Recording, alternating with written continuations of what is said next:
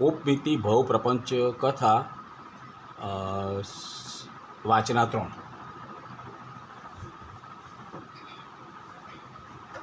સંકીર્ણ કથાનો આશય.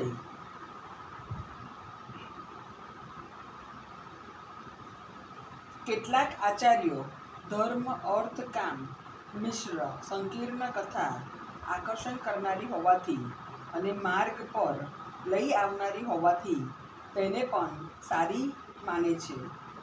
જે કોઈ પ્રકારે પ્રાણીને બોધ આપી શકાય તે પ્રકાર આદરીને તેને ઉપદેશ આપવાનો પ્રયત્ન હિતેચ્છુઓએ કરવો યોગ્ય છે.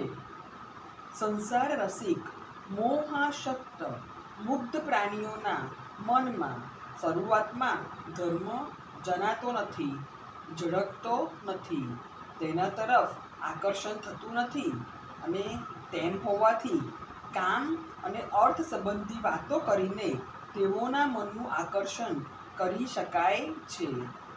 એક વખત આવી રીતે કામ અને અર્થની કથા દ્વારા તેઓને ધર્મકથા તરફ દોર્યા હોય તો પછી તેઓ ધર્મ ગ્રહણ કરવાને શક્તિમાન થાય છે. આવી રીતે વિક્ષેપ દ્વારની દેખીતી રીતે મોક્ષમાર્ગ માટે વિક્ષેપરૂપ લાગતી સંકીર્ણ કથાને પણ સત્કથા કહેવામાં આવે છે. તેટલા માટે આ ઉપમિતિ ભવ પ્રપંચા કથા શુદ્ધ ધર્મકથા જ છે, પણ કોઈ કોઈ સ્થાનકે તે સંકીર્ણ રૂપ લે છે. ત્યાં તે ધર્મકથાના ગુણની અપેક્ષા રાખે છે એમ સમજવું.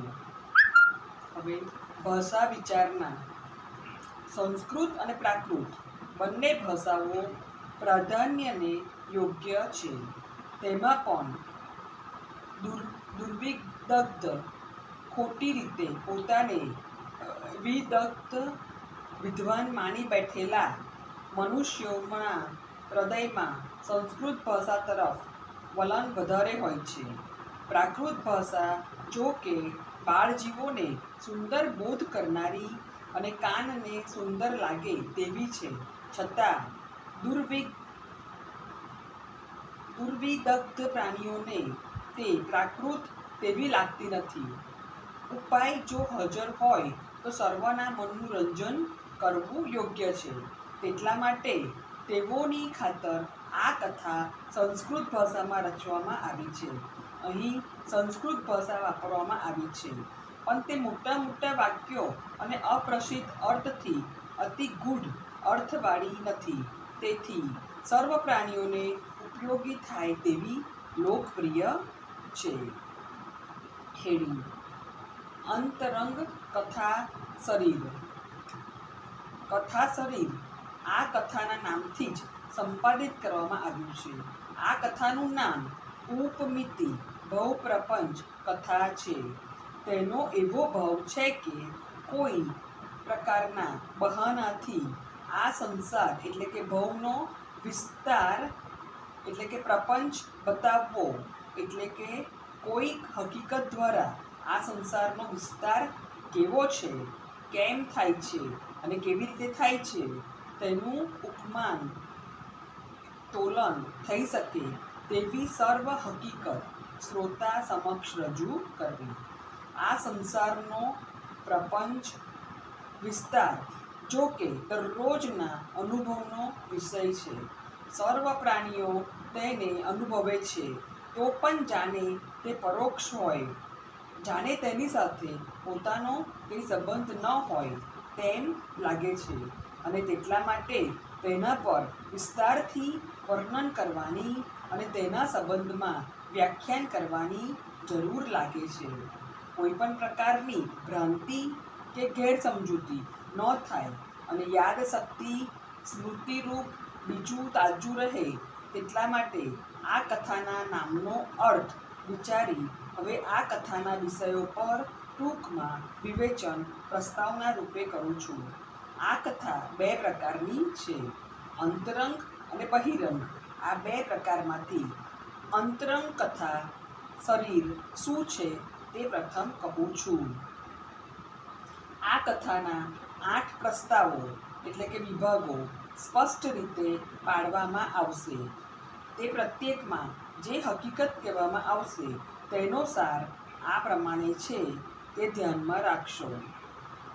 પ્રથમ પ્રસ્તાવમાં જે હેતુથી આ કથા આ પ્રકારે અને આ આકારમાં રચવામાં આવી છે તે હેતુનું સ્પષ્ટપણે પ્રતિપાદન કરવામાં આવશે. એટલે કે આખો પ્રથમ પ્રસ્તાવ ઉપોદ્ઘાત જેવો છે. બીજા પ્રસ્તાવમાં એક ભવ્ય પુરુષ સુંદર મનુષ્યપણું પામીને આત્મહિત કરવા તત્પર થઈ સદાગમની સોબત મેળવે છે અને તેની પાસે રહે છે. સદાગમના સૂચનથી અગૃહિત સંકેતાને ઉદ્દેશીને તેના બહાનાથી સદાગમની સમક્ષ રહીને એક સંસારી જીવ પોતાનું ચારિત્ર કહે છે. એને પ્રજ્ઞા વિશાલા સહિત ભવ્ય પુરુષ તે સાંભળે છે. આ બીજા પ્રસ્તાવમાં તિર્યંચ ગતિમાં બનેલા સંસારી જીવના અનેક ભાવો પ્રતિપાદન કરવામાં આવ્યા છે. તે સર્વ પર તે વિચાર કરે છે તેનું અત્રે પ્રતિપાદન કરવામાં આવશે.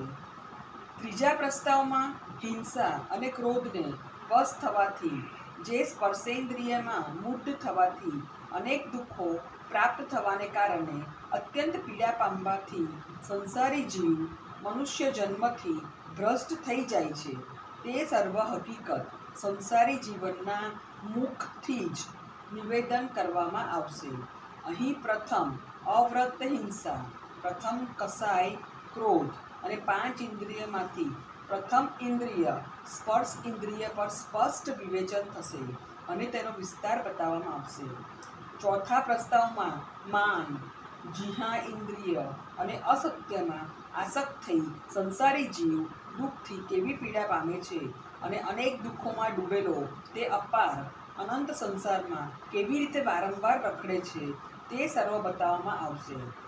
અહીં દ્વિતીય અવ્રત અસત્ય, દ્વિતીય કષાય, માન અને 5 ઇન્દ્રિયમાંથી બીજી ઇન્દ્રિય રસેન્દ્રિય પર વિવેચન અને તે સર્વનો પ્રપંચ બતાવવામાં આવશે.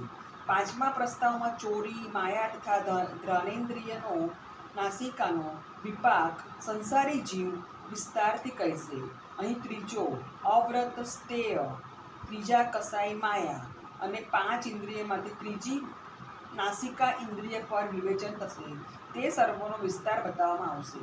છઠ્ઠા પ્રસ્તાવમાં લોભ, મૈથુન અને ચક્ષુ ઇન્દ્રિયનું પરિણામ સંસારી જીવ કહેશે. અહીં ચોથા અવ્રત મૈથુન એટલે કે સ્ત્રી સંગ, ચોથા કસાય લોભ અને 5 ઇન્દ્રિયમાંથી ચોથી ચક્ષુ એટલે કે આંખ ઇન્દ્રિય પર વિવેચન થશે અને તે સર્વનો પ્રપંચ બતાવવામાં આવશે. સાતમા પ્રસ્તાવમાં મહામોહ તરફથી પરિગ્રહ અને શ્રવણ ઇન્દ્રિયને લઈને કેવો માયા વિસ્તાર થાય છે તે બતાવવામાં આવશે. અહીં પાંચમા અવ્રત પરિગ્રહ એટલે કે વસ્તુઓ ઉપર માલિકીપણું અને 5 ઇન્દ્રિયમાંથી છેલ્લી શ્રવણેન્દ્રિય પર વિવેચન થશે. તે બંનેનો પ્રપંચ બતાવવામાં આવશે.